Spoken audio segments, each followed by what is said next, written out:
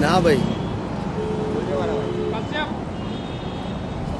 સાહેબ લવાદમાં આપશે આ જજમેન્ટ તો યુ નો કે લવાદ કેટલા વર્ષે પતશે અને કેટલા વર્ષે લવાદનો ચુકાદો આવશે અને આ એટલું બધું કોમ્પ્લિકેશન થઈ જશે કે આવનારમાં 5-7 વર્ષ સુધી તો કોઈ ઇલેક્શન દેખાશે નહીં એવું મને દેખાય છે. હું તો ચોખ્ખું જાહેરમાં કહું છું અત્યારે, મારે કોઈ છુપાવવાની જરૂર નથી કારણ કે હું તો છું જ પરમેનન્ટ.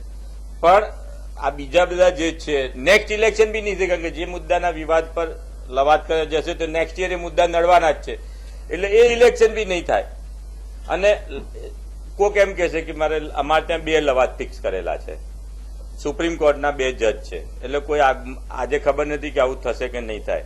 પણ સુપ્રીમ કોર્ટના 2 રિટાયર્ડ જજને રાખેલા છે, એક છે CK ઠક્કર સાહેબ અને બીજા છે GT નાણાવટી સાહેબ. આ 2ને મેં મૂકેલા છે. તમારે લવા ભાઈ 4 જણ એમ કે મારે CK ઠક્કર કરીને જવું, 4 જણ કે મારે બીજા કને જવું છે.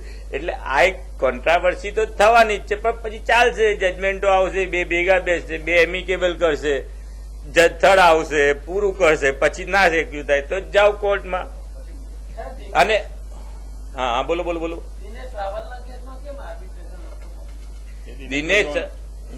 દિનેશ રાવલે આર્બિટ્રેશન એને માગવું જોઈએ. ગ્રાઉન્ડ એ લાયા એ લોકો કે ડીન નંબર એમાં ડિબેટ છે, ડીન નંબર ડિરેક્ટર ચૂંટાયા પછી મહિનામાં બી આવી શકે એવું એ લોકોનું માનવું છે. એટલે વાજપેયીનું દિનેશ રાવલનું અમે એમ કહીએ છીએ કે dean number is a must for the day first અને ઇફ યુ એપ્લાય તો લખો કે એપ્લાય તો વિધિન 24 અવર્સ ડીન નંબર મળી જાય છે. તો તમે લાયા કેમ નથી? અમે એમનું ફોર્મ ભરાયા પછી 72 કલાક રાહ જોઈ અને if you can not give me the DIN number અમે કેન્સલ કર્યું. કોર્ટમાં આ આર્ગ્યુમેન્ટ થઈ. એમના કોઈ રાવત હા પણ કોર્ટે એમ કીધું કે એ બંધારણ પછી પહેલા તો કે આ તમે કરો કે એનો ડીન નંબર 1 મહિના પછી બી આવે તો ચાલે છે. કોર્ટે એ વ્યૂ લીધું. આપણે જો આર્ગ્યુમેન્ટ કર્યા પહેલા કોર્ટે તમે કહો તો સીધો સ્ટે ઠોકી દીધો કોર્ટે તો શું કરવું કે કોર્ટની ઉપર તો ભાઈ આક્ષેપ તો બધા જ થવાના. અત્યારે બી મેં કીધું આક્ષેપ અને પ્રતિ આક્ષેપની તો આ દુનિયા ચાલતી હોય છે. એક છાપું કંઈક એક મૂક્યો, અડધો કેમ ભર્યો છે, આ બધા ઘણું ચાલ્યા કરતું હોય. એટલે એનાથી કઈ હું વાત સાંભળી નહીં કોર્ટ. હા કોર્ટે અમારી હાર થઈ.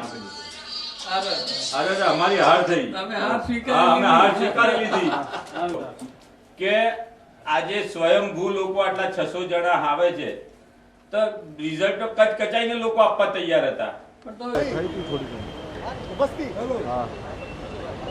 ના એટલે હું અહીંયા હતો ને આ ભીડમાં